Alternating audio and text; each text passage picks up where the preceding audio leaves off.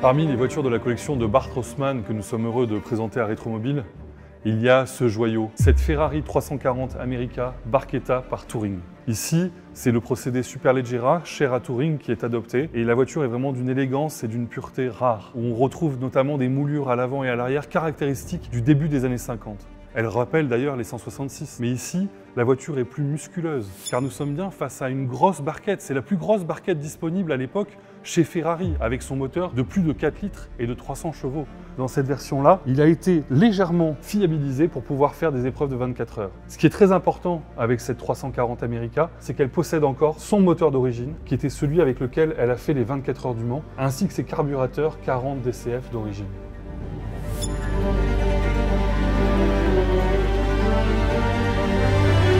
Lorsqu'on est à côté de cette 340 America, on se rend compte que c'est une grosse voiture. C'est à l'époque la Ferrari la plus puissante qu'on puisse acheter pour participer à des courses. Celle-ci, d'ailleurs, a été achetée par un particulier, Eddie Hall. Il achète cette Ferrari en tant que privé, mais très vite, avec Giuseppe Navone, ils vont s'illustrer lors des 24 heures du Mans 1951.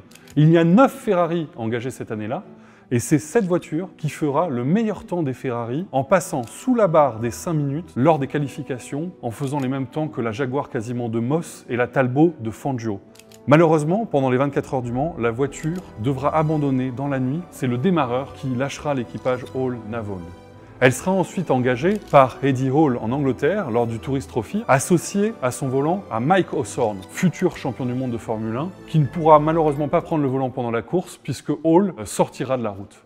Ensuite, elle part aux États-Unis. On la retrouve à Sebring, où elle ne courra pas, elle ne fera que les qualifications. Et plus tard, en 1954, lorsqu'elle est aux mains de William Spear. Son ami Jack Rutherford convainc M. Spear d'engager la voiture lors de la Daytona Speed Week de 1954. Il s'agit donc d'une course de record de vitesse, et cette voiture, sur les plages de Daytona, dépassera les 218 km/h pour promouvoir une marque de bougies américaines et d'huile. Ensuite, la voiture n'aura plus de carrière en course et en 1959, elle sera achetée par un collectionneur américain dans le but d'être restaurée. Et c'est ça qui est incroyable, c'est que cette voiture depuis 1959 n'a eu que 2 propriétaires, ce collectionneur américain et ensuite Bart Rossmann qui rachètera la voiture en 1975 et qui procédera au fur et à mesure des décennies à une restauration attentive pour arriver à ce résultat exceptionnel, c'est d'avoir aujourd'hui la plus importante Ferrari du début des années 50 qu'on puisse